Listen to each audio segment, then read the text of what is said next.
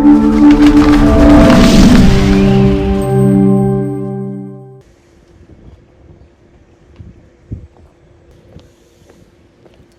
now, we're going to talk about short-term rentals. We're going to show you the blueprint on how we do our short-term rentals, how we find the properties, how we finance, and how we also do arbitrage with the corporate leases.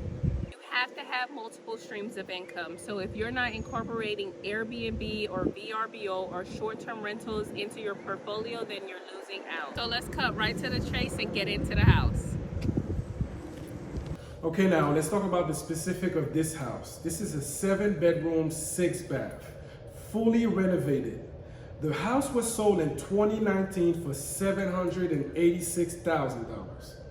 2021, it sold for $2.1 million. How do you get the property value up? By renovating the house, right? How do you get the funding?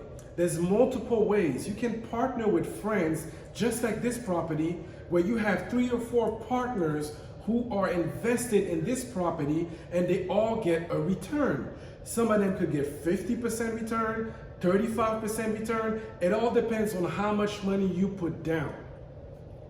Exactly. So there's a lot of different steps you need to take in order to acquire this type of property to do Airbnb short-term rentals.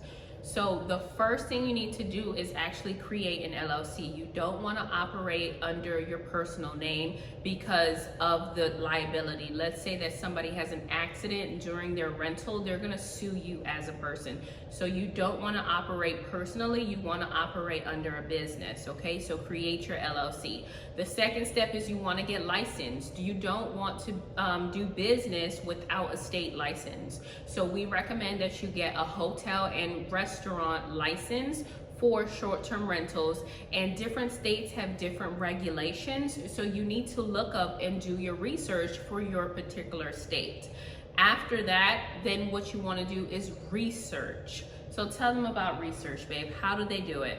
Okay, so now we use a software called AirDNA in order for us to learn and know how much we're going to price the property for. In this area, for a house like this one, you could charge $1,000 minimum every single night. And when it's high season, you could go up to $1,500 to $2,000 without even budging. This house make $30,000 minimum every single month. So you understand that, okay, you took the risk and got a loan for, let's say, $500,000 or even more, but know that if you do Airbnb for 5 years, you are able to pay the whole entire loan back and own this property free and clear.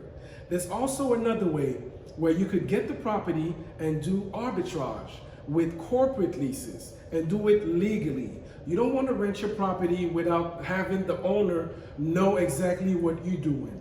So in this PDF that we have called the corporate lease script, we have different way for you to approach a landlord or the owner in order for you to get access to do short-term rentals. Exactly. So like he said, you don't want to do it without the landlord's permission, because that can put you in a position to where you get evicted.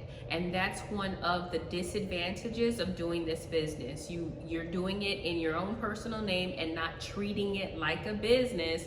And then you end up getting evicted, which messes up your credit. So we are showing you the right way of doing things. So back to the steps. After that, after you do your research and you find out, yeah, this is actually a good location and my potential for, let's say, a 3-bedroom, 2-bath in that same zip code is $1,000 a night, then what you're going to do is look for the actual property. So you have to go on certain listings, like you can use a realtor and go on the MLS, or you can go on Zillow, realtor.com, different places in order for you to find the property. And it depends on which strategy you're going to use, because we educate you on both strategies, either you purchasing the home or you doing your corporate leases. So you have to decide what is going to be your entering strategy and what is going to be your exit strategy. Because if you decide to purchase the home, you're actually going to be building equity, and later down the line, when you don't want to do your short-term rental business anymore, your exit strategy is you have this house that appreciated, that increased in value, and now you can sell it. So that's another thing you have to decide. So now also you need to keep in mind that a property like this one, which have like 6 or 7 bedrooms, it's mostly made for families, sometimes 2 families that are coming to have a great time for vacation. When we first started doing short-term rentals, we had 5 units in a condo building, and all of a sudden, out of nowhere, they changed the rules on us. You wasn't able to do short-term rentals. So then we had to cancel all the leases we had and lose our deposit when it came to doing the short-term rentals. And the way you really want to do it is by the book. So when you have a property like this one, again, when I mentioned, I really want to live in this house, right? But no, I'd rather live where I rent, and the property that I own, I rent it out on short-term rentals. In order for me to pay my mortgage off faster than the 25 years that they keep you locked in. Remember, mortgage. Mortgage stands for life. So in order for you to run a profitable business like this one, and if you want to scale up, the key is to own multiple properties. So a house like this that is bringing you $30,000 a month and more, just 10x the game, just like Grant Cardone always say. 10x the game, just like Grant Cardone always say. When you have 10 properties that are bringing you $30,000 a month, you can do the math, right? That's $300,000 a year. So you can afford to buy a house and get debt, which is good debt, right? And pay off your mortgage way faster than if you would live in this property.